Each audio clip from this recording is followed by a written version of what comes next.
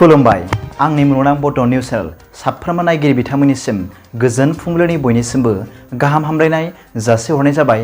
आसा खालामो नोंथांमोनहा गासै मोजाङै दं। बे समाव आं नोंथांमोननि सिगाङाव फुंबिलिनि मोननैसो खौरां लाना फैलायबाय। अन्नानै भिडिअखौ स्किप खालामाजासे जोबजासिम नायलांदो। दिनैनि फुंबिलिनि मोननैसो खौरांफोरा जाबाय। गिबि रादाबाव दं। अरुणाचलनि आजिरा मोननाय डेपुटि डाइरेक्टर अफ स्कुल इडुकेसनआ मैया हमजाबाय होनना मिथिनो मोन्दों।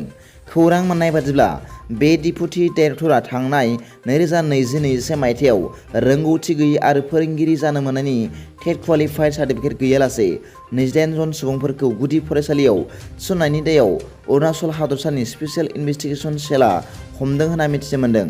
हमजानाय डेपुटि डाइरेक्टरनि मुंखौ जब्दलना होनना मिथिनो मोन्दों आरो बिथांखौ गोबां केस साबसिनना होबाय होनना मिथिनो मोन्दों।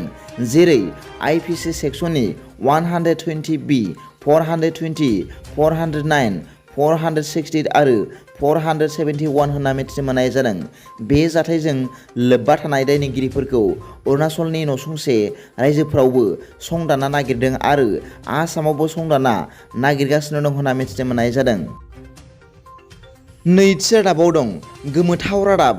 आइफन बायनो थाखाय गावनि फिसालाखौनो फानदों। बे सोमोनांथाव जाथाया जादों सोनाब बेंगलाव।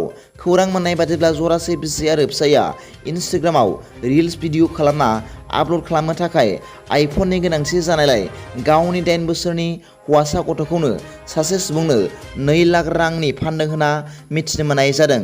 मिथिनो मोननाय बादिब्ला बे गावनि गथ'खौनो फानग्रा जरासे अनागारि बिसि फिसायनि मुंफोरा जयदेब घोष आरो साथी घोष होनना मिथिनो मोन्दों आरो बिसोर अनागारि सुबुंफोरा प्रियंका घोष मुंनि सासे आइजोनो 2 लाख रांनि गावसिनि 8 बोसोर बैसोनि हौवासा गथ'खौनो आइफन 4 बायनो थाखाय फानदोंमोन होनना मिथिनो मोन्दों। बे जरासे अनागारि बिसि फिसाया सोनाब बेंगलनि नर्थ 24 फारगाना जिल्लानि आरो बायग्रा प्रियंका घोषआबो बे एखे जिल्लानिमोन होनना मिथिनो मोननाय जादों। जाथायखौ खौरां मोननानै जायगानि पुलिस हान्जाया हौवासानि बिमा साथी घोषखौ खाबाय आरो गथ' बायग्रा प्रियंका घोषखौबो खाबाय होनना मिथिनो मोन्दों। नाथाय हौवासानि बिफा जयदेब घोषआ खारखोमानानै दं होनना खौरां मोननाय जादों। थामथि रादाबाव दं। दासान्दि बिटिआरनि क'क्राझार साइ स्टेडियामाव सोलिबाय थानाय दुरान्ड काप जोलुर बादायलायनायाव मैया मोनाबिलि समाव बड'लेण्ड एफसि आरो वेल इन्डिया एफसिनि गेजेराव बादायलायनायाव मोन्नैबो हान्जायानो 1-1 गलाव ड्र' जादों एबा समान जादों होनना मिथिनो मोननाय जादों। ब्रैथि रादाबाव दं। बर' हारिनि थाखाय गोजोनथाव आरो देरगाथाव रादाब। खौरां मोननाय बादिब्ला संगिता मुसाहारि मुंनि सासे बर' आइजोआ PhD.Degree मोनफुंनो हादों।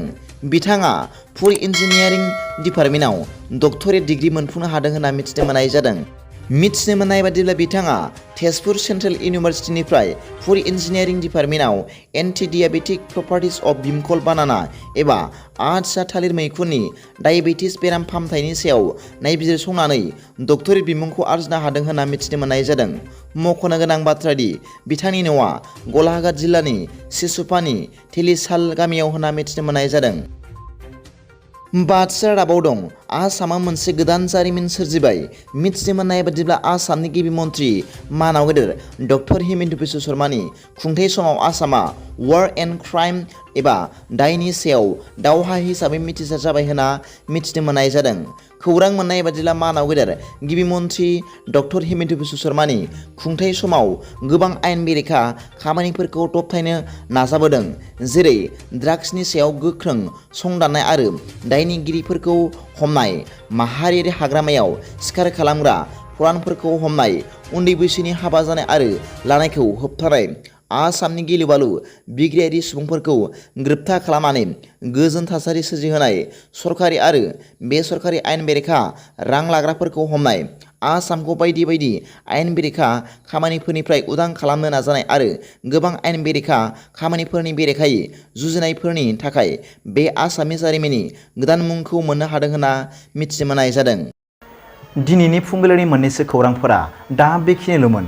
भिडिअखौ मोजां मोनदोंब्ला आंनि बे मुलुगनां बड' निउस चेनेलखौ अन्नानै साबस्क्राइब खालाम आरो बेल आइकनआवबो थुनानै ला जाहाथे आं गोदान गोदान निउस आपडेट लानानै फैब्ला नोंथांनियाव सिगांग्रो नटिफिकेसन सौहैयो।